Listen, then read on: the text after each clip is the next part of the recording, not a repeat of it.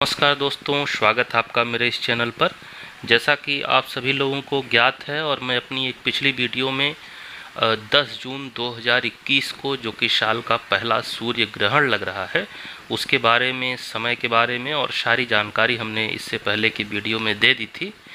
आज हम आपको कुछ ऐसे लाल किताब के चमत्कारी उपाय बताएंगे जो आप 10 जून 2021 को अगर करते हैं तो अगर आपकी कुंडली में सूर्य राहु की युति है यानी ग्रहण दोष है, या सूर्य का केतु से ग्रहण दोष है, या सूर्य पर राहु केतु की दृष्टि है, या आपकी कुंडली में सूर्य कमज़ोर है या किसी अशुभ भाव में है, तो ऐसी स्थिति में कुछ ऐसे उपाय हैं जिनसे आप राहु को, केतु को, साथ ही सूर्य को, तीनों को बलवान भी बना सकते हैं और अपने अनुकूल अर्थात शुभ भी कर सकते हैं।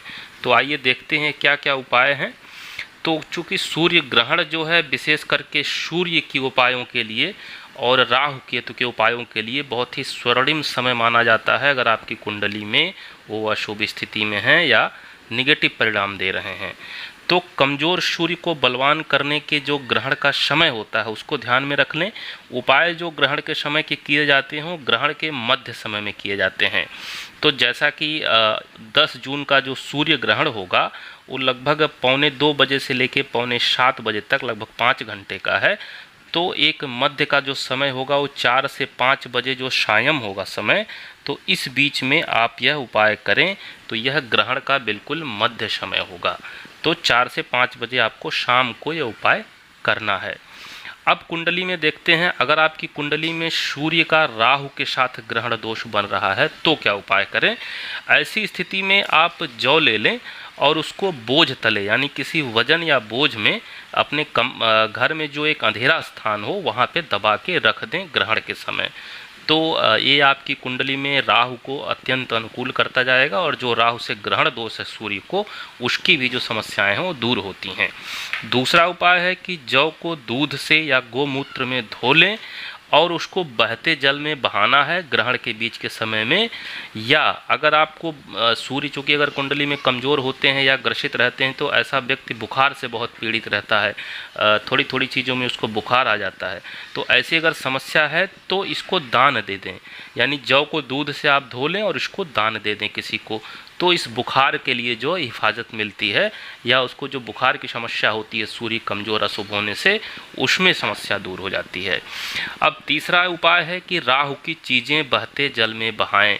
तो राहु की चीज़ों में नारियल आता है, कोयला आता है, तो अगर इस ग्रहण के समय में आप बहाते हैं तो इससे जो राहु की अशुभता है सूर्य पर वह दूर हो जाती है, ऐसा माना जाता है।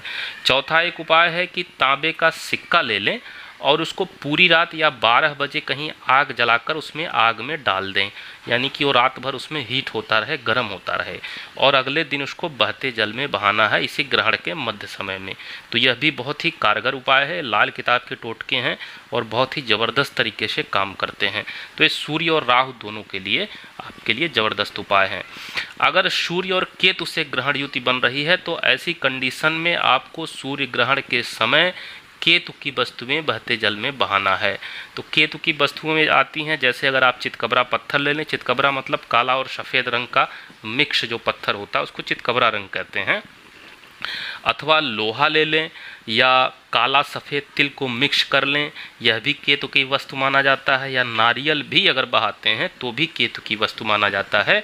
इसके अलावा उड़द है। तो इन सब चीज़ों में से कोई भी चीज़ लेकर इस ग्रहण के समय में आपको बहते जल में बहाना है। ध्यान रखें वो जल जो है चलता हुआ हो, कहीं स्थिर ना हो, भले ही वह किसी डैम का हो या नदी हो या कोई ऐसा स्वच्छ नाला हो जहाँ पानी लगातार बह रहा हो, तो ऐसी जगह इसको बहा सकते हैं। अब तीसरी कंडीशन देखते हैं कि अगर आपकी कुंडली में सूर्य कमज़ोर है, अशुभ भाव में है या अशुभ ग्रहों से पीड़ित है, तो ऐसी स्थिति में सूर्य की अशुभता कैसे दूर करेंगे, उसको बलवान कैसे करेंगे और अपने अनुकूल कैसे करेंगे। तो इसके लिए एक उपाय है, आपको ग्रहण के समय ही करना है। देखिए ग्रहण के समय ऐसा माना जाता है कि सूर्य जो है वो कमज़ोर हो जाते हैं और आप उस समय कोई उपाय करते हैं, चाहे वो पूजा पाठ है, चाहे कोई दान इत्यादि है या चाहे लाल किताब के उपाय है, तो सूर्य को कहीं न कहीं उससे साहस मिलता है, ऐसा ज्योतिष में कहा जाता है, उसको बल मिलता है, आध्यात्मिक बल मिलता है।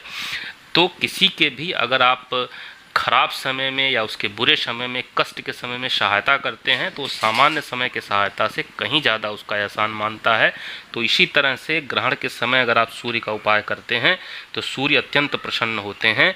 तो इसमें आपको क्या करना है, ग्रहण के मध्य समय में ही बहते जल में गुड़ बहाना है या तांबे का सिक्का बहाना है सूर्य के उपाय के तौर पे। इसमें दूसरा उपाय आप कर सकते हैं कि गुड़, तांबा और गेहूं का दान कर सकते हैं इसी दौरान, ग्रहण के दौरान। गुड़ ले लें या तांबा ले लें और गेहूं का दान करें। तीसरे उपाय के तौर पर एक बहुत ही लाइफ टाइम बहुत अच्छा उपाय है कि तांबे का आप 2 टुकड़ा ले लें, एक टुकड़े को इसी ग्रहण के मध्य समय में बहते जल में बहा दें और दूसरा टुकड़ा जीवन भर संभाल कर अपने पास में रखें, चाहे अपने घर में रखें, चाहे अपनी जेब में रखें, उसको संभाल कर रखे रहें। बाई चांस अगर वो कभी दूसरा टुकड़ा मिस हो जाता है तो फिर से आप दूसरा टुकड़ा अपने पास एक रख सकते हैं, दोबारा आपको बहाने की ज़रूरत नहीं पड़ेगी। तो यह उपाय बहुत ही ज़बरदस्त है और बहुत लंबे समय के लिए कारगर होता है। चौथा एक उपाय होता है कि ग्रहण के दौरान सूर्य देव की पूजा पाठ के लिए अगर हरि पूजन आप करते हैं या हरिवंश पुराण का पाठ करते हैं या आदित्य स्रोत का भी पाठ करते हैं, यानी सूर्य से संबंधित उनकी पूजा पाठ आराधना से संबंधित जो भी चीज़ें करते हैं, तो उससे सूर्य की आपके ऊपर जो दृष्टि है वो अत्यंत अनुकूल और शुभ हो जाती है। अब आपको कुछ वैदिक उपाय हम बता देते हैं, इस दिन आप इस दौरान कर सकते हैं। 3-4 घंटे की चूँकि अवधि रहेगी, तो इसमें एक तो आप इनके मंत्रों का जप कर सकते हैं। जैसे सूर्य का जो मंत्र है ओम घृणी सूर्याय नमः, तो उसका 3-4 माला 5 माला जितना जप कर सकें कर लें और उसको हवन करना है। तो हवन आपको मदार की लकड़ी से करना है। इसी तरह राहु के लिए मंत्र है ओम राम राहवे नमः, इसका आप जप कर सकते हैं। मान लीजिए 5 माला या 11 माला जप कर लीजिए और 1 या 2 माला आप हवन कर दीजिए। राहु की जो हवन करेंगे वो दूर्वा से करेंगे। दूर्वा मतलब जो दूब होती है, सिंपल जो घास दूब जिसको कहते हैं, तो उसको उससे कर सकते हैं, उसके टुकड़े ले लें छोटे छोटे। केतु के लिए आप ओम केम केतवे नमः का जप कर सकते हैं और इसके लिए कुश की लकड़ी से आपको हवन करना है। अब इन लकड़ियों से हवन करने की पूरी विधि क्या है और उसका तरीका क्या है, मेरा एक वीडियो पहले से ही है जहां मैं सभी 9 ग्रहों के लिए हवन की विधियां बताई हैं। उसमें आपको ये भी बताया है कि कैसे आपको इनकी लकड़ियों का प्रयोग करना है और क्या पूरी प्रक्रिया है। तो आप लाल किताब के उपाय कर सकते हैं, वैदिक उपाय भी कर सकते हैं सूर्य के लिए, राहु के लिए और केतु के लिए अपनी कुंडली में अनुकूलता के लिए।